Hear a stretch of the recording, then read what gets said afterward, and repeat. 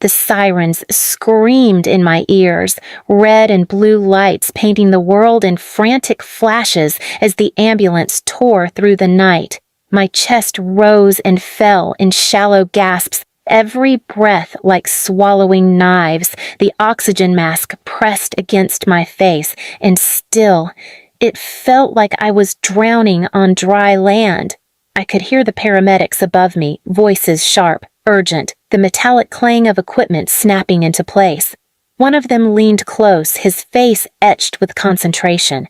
"Stay with us, ma'am. Focus on the sound of my voice. Don't let go." I wanted to tell him I was trying. God, I was trying. But then another sound cut through the chaos, a voice I knew too well. My mother, cold, sharp. "She doesn't need that. Take it off." Please subscribe to our channel and tell us in comments from where are you watching this video.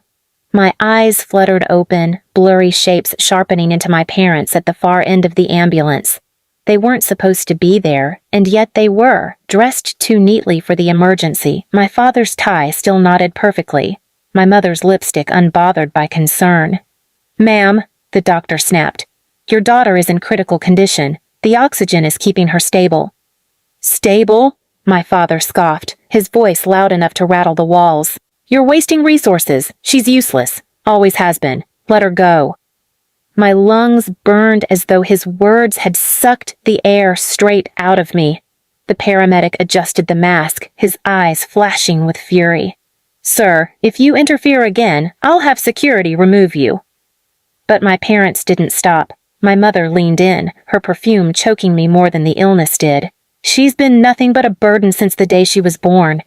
If she dies here, maybe we'll all finally be free." The words sliced deeper than the oxygen mask pressing into my skin. I tried to lift my hand to fight back, but it was like pushing against water. My children, Hannah, 7, and Michael, 5, flashed through my mind, their faces glowing with worry. If I died here, who would fight for them? Who would keep them safe from the same monsters arguing over my corpse in waiting? The paramedic's voice cut sharp. "Ignore them! Focus on me! We'll get you there." The sirens wailed louder. The ambulance jolted over a pothole and my vision swam. My parents' voices still drilled into me. Mom's shrill laughter, Dad's cruel bark. "She's useless anyway. Let her die and be done with it." And yet, through the noise, through the pain, something flickered inside me. A spark, a whisper that hissed louder than their cruelty. Not this time. Not like this. I closed my eyes, forcing air into my lungs, forcing life back into veins they wanted empty. If I survived this night, and I would, then my parents were going to learn what useless truly looked like. Because I wasn't the one gasping for worth anymore. They were. When I opened my eyes again, it wasn't the flashing lights of the ambulance anymore, but the cold white glare of a hospital ceiling. The air smelled of disinfectant, my throat was raw, and the oxygen mask was still pressed against my face. I drew a shaky breath, grateful for the air, but the gratitude was drowned by the memory of what I had heard. "Let her die. She's useless anyway." The words looped like a broken record. My parents weren't whispering them in the heat of anger. They had spoken them as if they were fact, a truth they'd carried for years. A nurse noticed me stirring. She leaned over, kind eyes searching mine. "Don't move too much yet. You gave us a scare. You're stable now." Stable. That word felt foreign. I'd been unstable all my life under them. Unstable in love, unstable in safety, unstable in belonging. My parents didn't create stability. They shattered it. I croaked. Where are they?" Her jaw tightened. "Your parents?" I nodded weakly. "They caused such a scene in the ambulance that security had them removed from the ER. They didn't wait to see you admitted. They left." The nurse's tone held no pity for them, only disgust. She patted my shoulder. "They don't deserve you." For a moment, tears stung my eyes. Not because I was heartbroken. They had broken me too many times for that, but because a stranger's words, brief and simple, meant more than decades of anything my parents had ever said. The next few days were recovery. Tubes, IV drips, bland food, doctors adjusting machines while my children visited, their small faces pale with fear. Hannah crawled onto the bed, clutching my hand. "Mommy, Grandma said you were too weak to live. That's not true, right?" Her voice cracked, and my heart did too. I forced myself to smile, stroking her hair. "It's not true, baby. I'm here. I'll always be here." Michael frowned, fists clenched. "Grandpa told me you'd give up like trash, but you didn't." I pulled both of them close, my chest burning with something stronger than pain. Rage. How dare they poison my children's minds the way they'd poisoned mine? How dare they stand in the same room as my kids and try to turn them against me? The doctors wanted me to rest, but rest wasn't an option. Every time I closed my eyes, I heard Mom's shrill laugh, Dad's cruel voice echoing through the ambulance. They didn't just want me gone, they wanted my children to believe I was worthless. When I was discharged, I didn't go home to collapse in bed. I went home to plan. I started with conversations. Neighbors had heard pieces of the ambulance scene. Rumors spread fast in our small town. People had seen my parents storming out of the ER, shouting about me being a burden.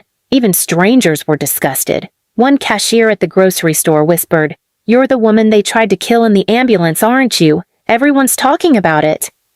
At first, I wanted to shrink away, but then I realized their own arrogance had done the work for me. They couldn't shut their mouths, couldn't hide their disdain, and now the world knew. Still, gossip wasn't enough. They had always relied on reputation, on manipulation, on making themselves the polished couple everyone admired. If I wanted real revenge, I had to take what they valued most and drag it into the dirt. The opportunity came faster than I expected. My parents were hosting a fundraiser gala, for charity, of course, but really, it was a parade for themselves. Invitations had gone out to every business owner, politician, and socialite within 50 miles. Mom had even bragged to Lindsay, my sister, about the designer gown she was going to wear, shimmering proof of her hard-earned success. They thought the night would be theirs. I decided it would be mine. For weeks, I gathered everything: medical records, ambulance reports, statements from the paramedics who'd been there when they demanded the mask be removed. One paramedic, a man named David, had looked me in the eye and said, "If you want me to testify, I'll do it. I've never seen anything like it. Parents begging us to let their daughter suffocate." His words, on paper and signed, became my weapon. And then I went further. I spoke to people they had hurt in the past, extended family they'd cut off, neighbors they'd manipulated, employers they'd lied to. I gathered a quiet army of witnesses, all holding scraps of truth. Alone, they were whispers. Together, they were a roar. The night of the gala, I didn't sneak in.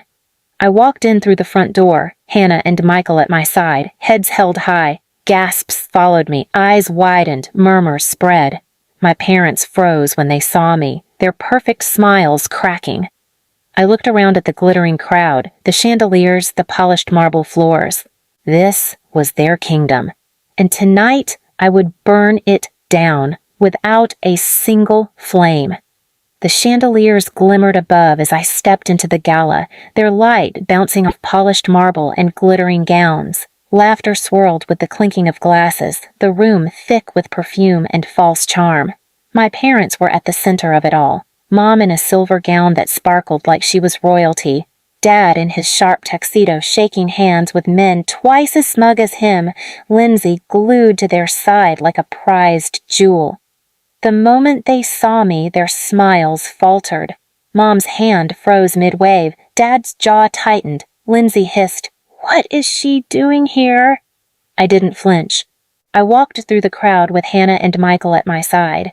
Their small hands clutched mine, their wide eyes scanning the opulence. The whispers began instantly. "That's their daughter, isn't it? The one from the ambulance? She almost died and they tried to stop treatment?" Dad tried to recover, booming laughter echoing. "Ah, our daughter. We're so glad she could join us. Everyone, family first, right?" Mom chimed in, her voice dripping with false sweetness. "She exaggerates sometimes, but we love her dearly." The crowd's murmurs sharpened. I could feel the tension building like dry wood waiting for a spark. So I lit the match. I stepped forward, my voice clear. Love, you call begging the paramedics to remove my oxygen mask, love? You call screaming to let her die, she's useless anyway, in an ambulance, love? Gasps tore through the room. Eyes turned, conversations halted. My parents went pale. Dad barked, she's lying, don't listen to her. But I pulled out the folder I had prepared. Not lying, documented. I handed the first sheet to the nearest guest, a signed statement from the paramedic, David. The man who saved my life wrote this. He heard every word, and so did half the ER staff when you stormed in shouting that I was a waste of air. The crowd shifted, shock curdling into disgust. People pulled back from my parents, their fake charm evaporating under the weight of truth. Mom stammered, clutching her pearls. We were upset. We didn't mean... Hannah's small voice cut through the room like a blade. Grandma said Mommy was weak and should just die. Grandpa said she's trash. Silence, heavy, unforgiving. Every pair of eyes landed on my parents then, not with admiration, but with revulsion. Lindsay looked like she wanted to sink into the floor, her perfect family image crumbling in real time. I took a deep breath and delivered the final strike. You built this entire life on reputation, on people believing you were good, generous, admirable. But this is who you really are, people who would rather bury their daughter than face the truth. You wanted me gone? Congratulations. Tonight, you're the ones who disappear. The room erupted, not with applause, but with condemnation. Guests whispered, some openly jeering, others shaking their heads. A businessman set down his glass with a thud. I can't work with people like you. A woman hissed, monsters. My parents stood frozen in the center of the storm, their faces drained, their empire of pride collapsing with every whispered word. I didn't stay to watch them drown. I took Hannah and Michael's hands and walked out into the night air. The cold breeze kissed my face, cleaner than the recycled lies of that ballroom. They had tried to suffocate me in an ambulance. Tonight, I made sure they suffocated in the one thing they couldn't escape, truth. And this time, I breathed freely. Please subscribe to our channel and tell us in comments from where are you watching this video.